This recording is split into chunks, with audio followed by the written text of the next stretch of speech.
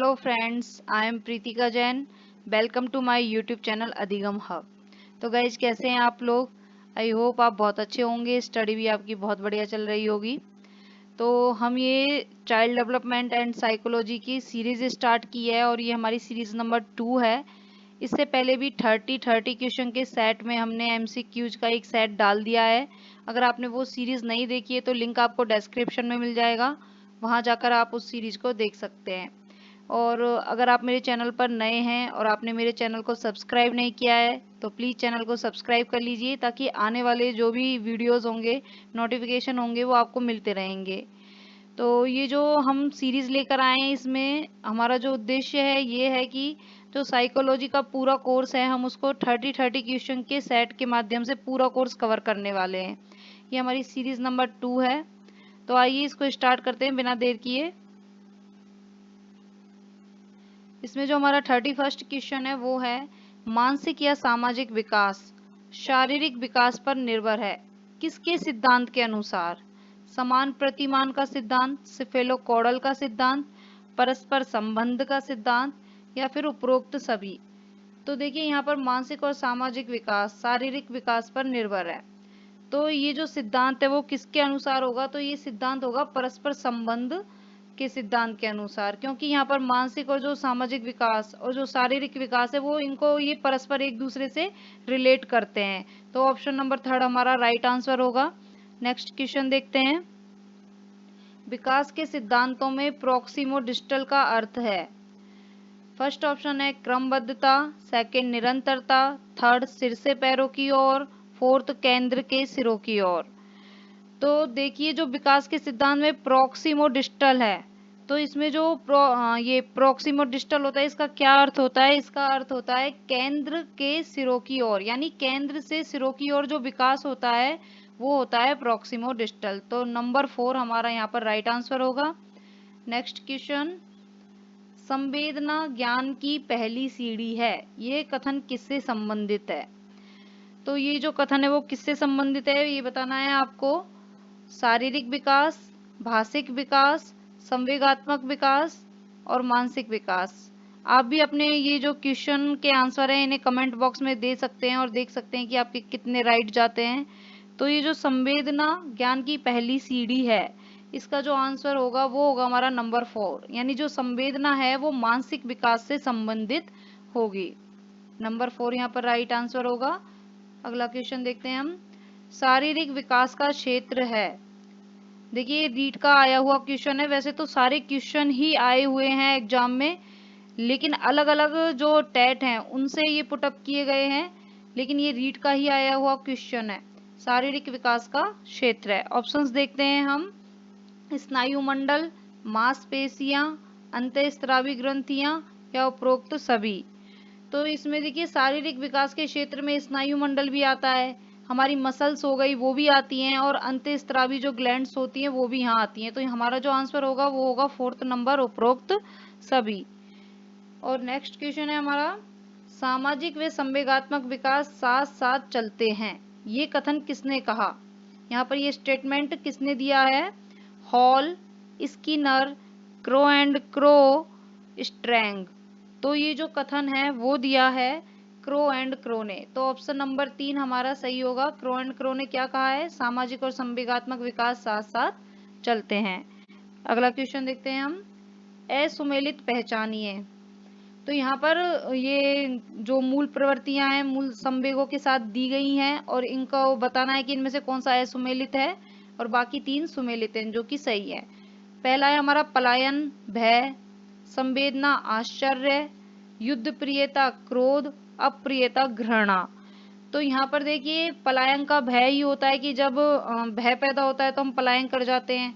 क्रोध आता है तो हमें युद्ध करने की इच्छा होती है, और जब हम किसी चीज के प्रति यानी घृणा का जब संवेग आता है तो वो हमें मतलब इंसान के प्रति अप्रियता मतलब अप्रियता का भाव आ जाता है। लेकिन जब आश्चर्य का जो यहाँ पर होगा तो वो होगा जिज्ञासा। तो ये जो नंबर 2 है वो असुमेलित है। आश्चर्य का क्या होगा? जिज्ञासा, जिज्ञासु।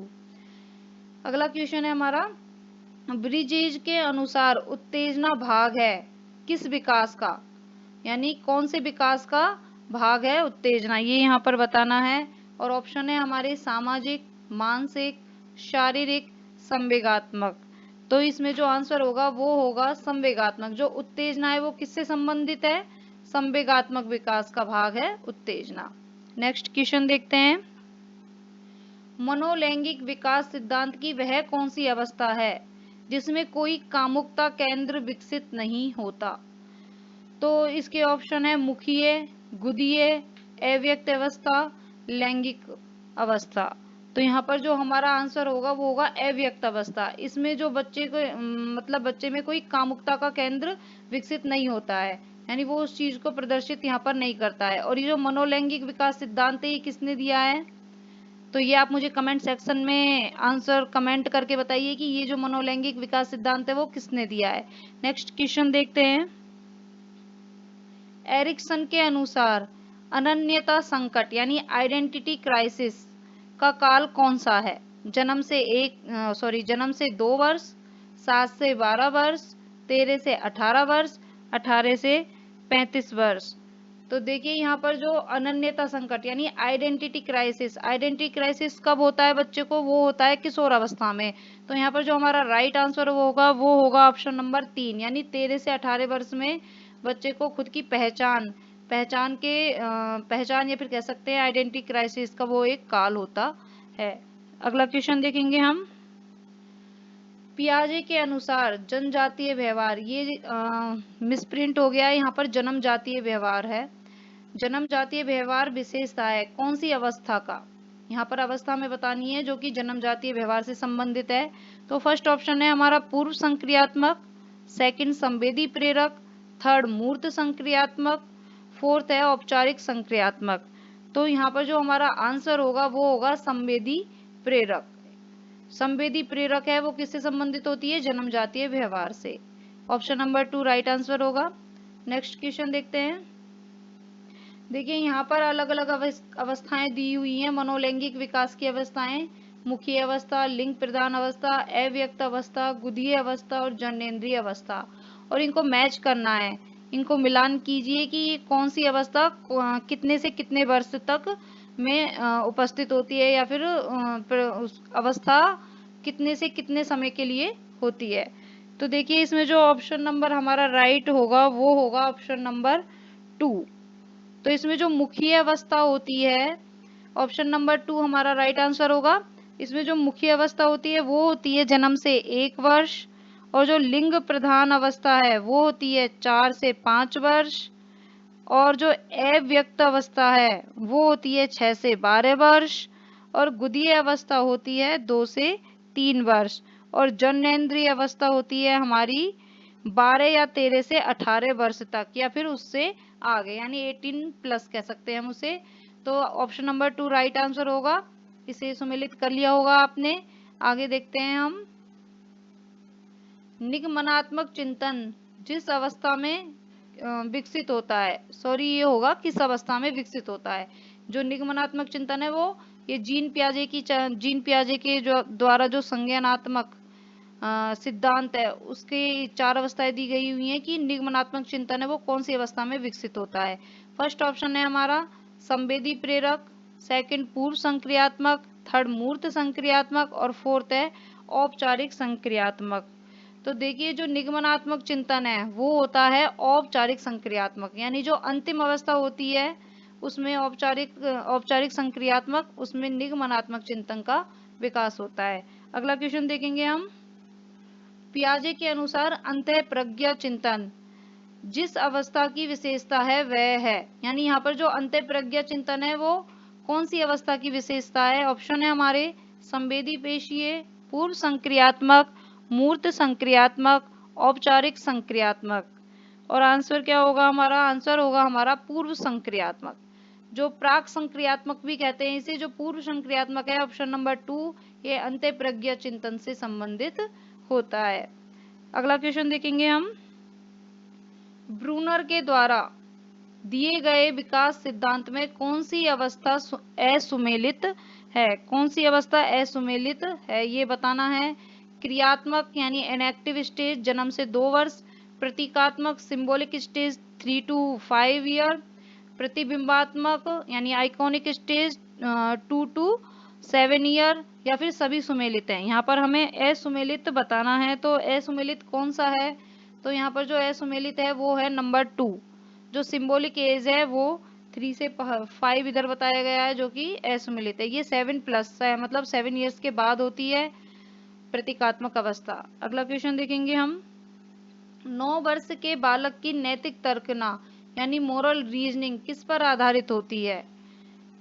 ऑप्शन है हमारे, किसी कार्य के भौतिक परिणाम उसकी अच्छाई या बुराई को निर्धारित करते हैं, कोई कार्य सही है या गलत, यह इस बात पर निर्भर है कि व्यक्ति आवश्यकता की पूर्ति हो, थर्ड है हमारा, नियमों का पालन करने के बदले में कुछ लाभ हो, या फिर फोर्थ, दूसरों को प्रभावित करने वाला व्यवहार। तो यहाँ पर बताना है कि हमें जो 9 वर्ष के बालक का जो मोरल रीजनिंग होगा वो किस चीज पर आधारित होगा। तो इधर हमारा जो ऑप्शन नंबर 1 है वो राइट आंसर होगा, कि किसी कार्य के जो भौतिक परिणाम होते हैं उसकी अच्छाई या बुराई को निर्धारित करते हैं। ये 9 साल के बालक की मोरल रीजनिंग पर आधारित होते हैं। नेक्स्ट क्वेश्चन देखेंगे। अलग अलग अवस्थाओं में नैतिकता के विकास का सिद्धांत दिया, यानी जो इधर हमें ये बताना है कि जो नैतिकता के विकास का सिद्धांत है वो किसने दिया? Bruner, Bridges, Kohlberg, Vygotsky. तो यहाँ पर हमारा आंसर होगा नंबर 3 कॉलबर्ग। कॉलबर्ग ने नैतिक विकास का सिद्धांत दिया था, नैतिकता के बारे में बताया। अगला क्वेश्चन देखते हैं हमारा। भाषा है अर्जित, उत्तराधिकार में प्राप्त, ईश्वर प्रदत्त या सहजात? तो देखिए जो भाषा है वो क्या होगी, सिंपल सी बात है, भाषा को तो हम अर्जित करते हैं, वो हमें उत्तराधिकार में भी नहीं मिलती और ना ही ऊपर से गॉड दे के भेजते हैं, तो वो हम उसे क्या करते हैं, एक्वायर करते हैं। तो भाषा क्या है, एक अर्जित है। ऑप्शन नंबर 1 राइट आंसर होगा। नेक्स्ट क्वेश्चन देखते हैं। मूल प्रवृत्तियां संपूर्ण मानव व्यवहार की चालक है, यह कथन किस मनोवैज्ञानिक का है? ऑप्शन नंबर 1 है मेल बी, option number 2 Skinner, third McDougall, fourth Suresh Bhatnagar. तो देखिए यहाँ पर जो ये स्टेटमेंट दिया गया है ये किसने दिया है? मैकडूगल ने। और मूल प्रवृत्तियों के बारे में भी किसने बताया है? मैकडूगल ने।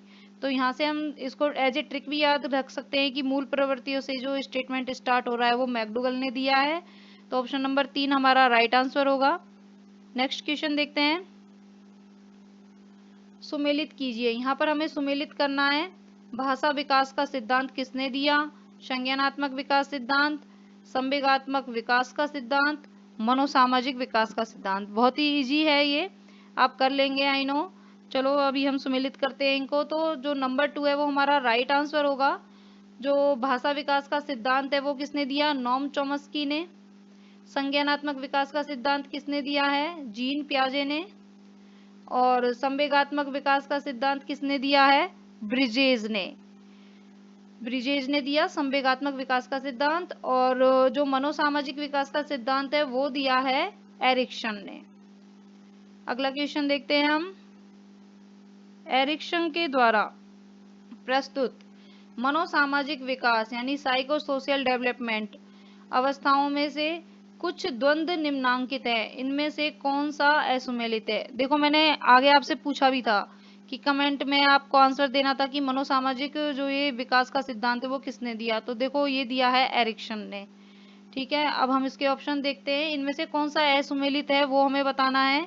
फर्स्ट ऑप्शन है हमारा, जन्म से 1 वर्ष तक विश्वास बनाम अविश्वास, 4 से 5 वर्ष प्रतिष्ठा बनाम नैराश्य, 6 से 11 वर्ष परिश्रम बनाम हीनता, 12 से 18 वर्ष अभिज्ञान बनाम भूमिका।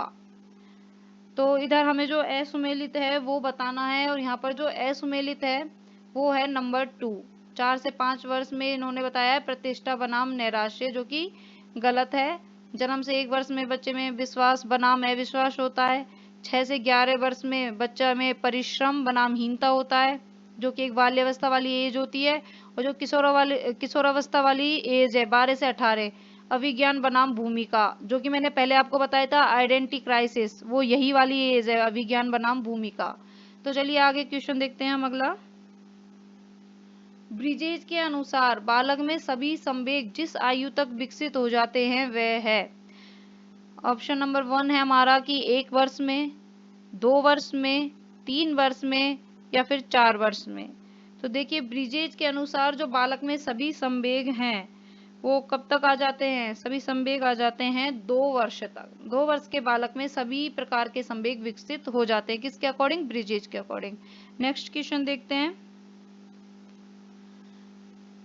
ब्रिजेज के अनुसार 3 वर्ष का शिशु खुश होता है या क्रोध करता है? ये है, ये ब्रिजेज का दोबारा से एक क्वेश्चन आ गया है यहाँ पर कि 3 वर्ष का जो शिशु है वो खुश होता है या क्रोध करता है, तो ये क्या है? सामान्य क्रिया है, सामाजिक क्रिया है, आक्रामक है या संवेगात्मक व्यवहार है? कैसा व्यवहार है, कैसी क्रिया है, ये यहाँ पर बताना है। तो देखिए, मतलब कोई बच्चा खुश हो रहा है, क्रोध कर रहा है, तो ये सब क्या है? ये संवेग है। तो यहाँ पर हमारा 4th नंबर राइट आंसर होगा, ये संवेगात्मक व्यवहार होगा, क्योंकि इसमें बच्चा क्या है? अपने संवेगों को प्रकट कर रहा है। नेक्स्ट क्वेश्चन देखते हैं।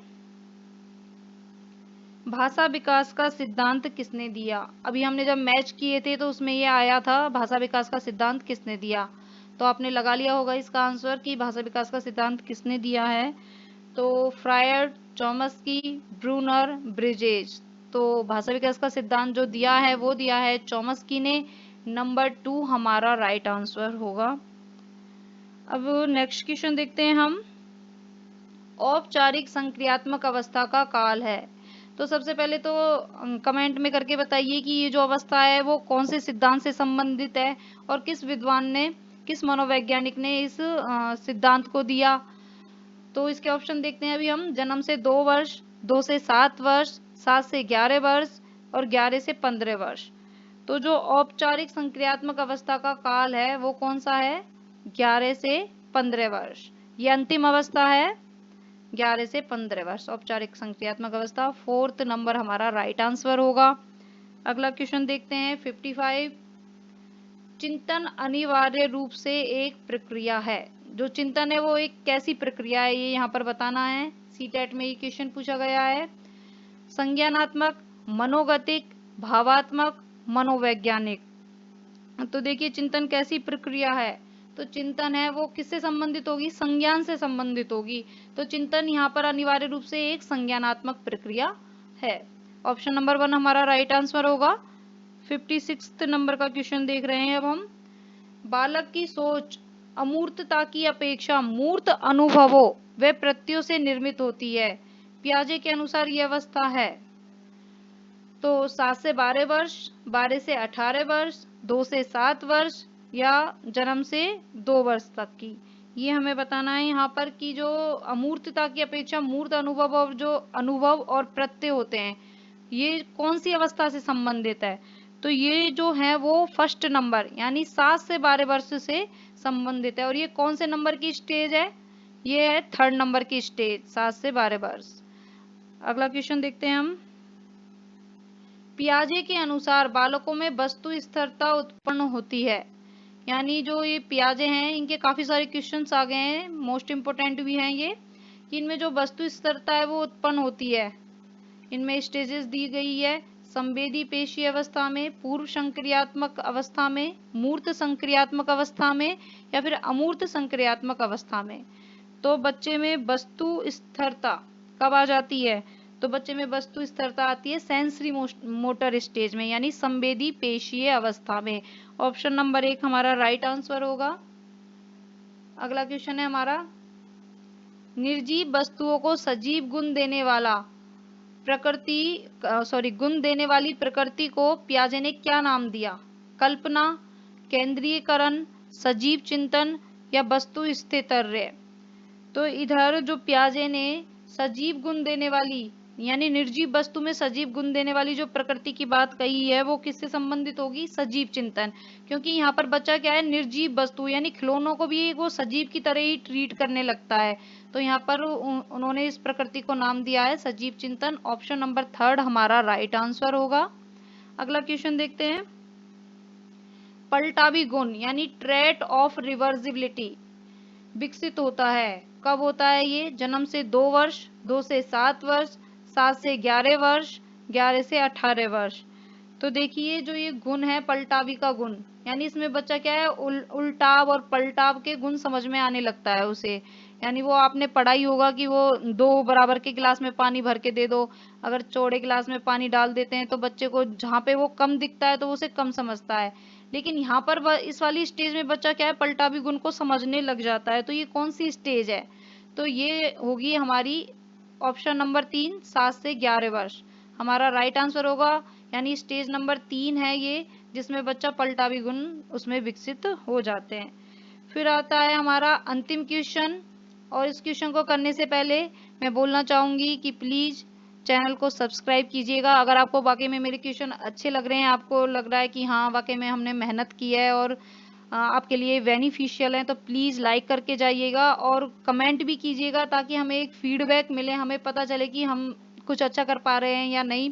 एक थोड़ा मोटिवेशन भी मिलता है, ताकि हम आगे और अच्छी अच्छी सीरीज आपके लिए लाते रहें। तो लाइक शेयर सब्सक्राइब जरूर कीजिएगा। चलो अब हमारे लास्ट क्वेश्चन को देखते हैं हम। कोहल वर्ग के नैतिक विकास सिद्धांत के अनुसार, यानी जो नैतिक विकास का सिद्धांत था वो किसने दिया था? कोहल वर्ग ने। उसमें कितने स्तर थे और कितनी अवस्थाएं, ये यहाँ पर बतानी है। ऑप्शन देखते हैं हम। 3 स्तर 3 अवस्थाएं, 2 स्तर 4 अवस्थाएं, 6 स्तर 3 अवस्थाएं और 3 स्तर और 6 अवस्थाएं। तो देखिए जो नैतिक विकास का सिद्धांत था उसमें कोहल वर्ग ने, ऑप्शन नंबर 4 हमारा राइट आंसर होगा, उन्होंने 3 स्तर बताए थे और 6 अवस्थाएं बताई थी। तो इस तरीके से हमारे 60 क्वेश्चन पूरे हो चुके हैं। आई होप आपको अच्छे लगे होंगे। तो गाइज प्लीज़ ज़्यादा से ज़्यादा इसे अपने दोस्तों के साथ शेयर कर दीजिए, ताकि उन्हें भी इस तरीके के क्वेश्चन और नॉलेज मिले, उनके लिए भी ये चीज़ें बेनिफिशियल हो। और हमें भी अच्छा लगेगा अगर आप ज़्यादा से ज़्यादा शेयर करेंगे। Thank you very much.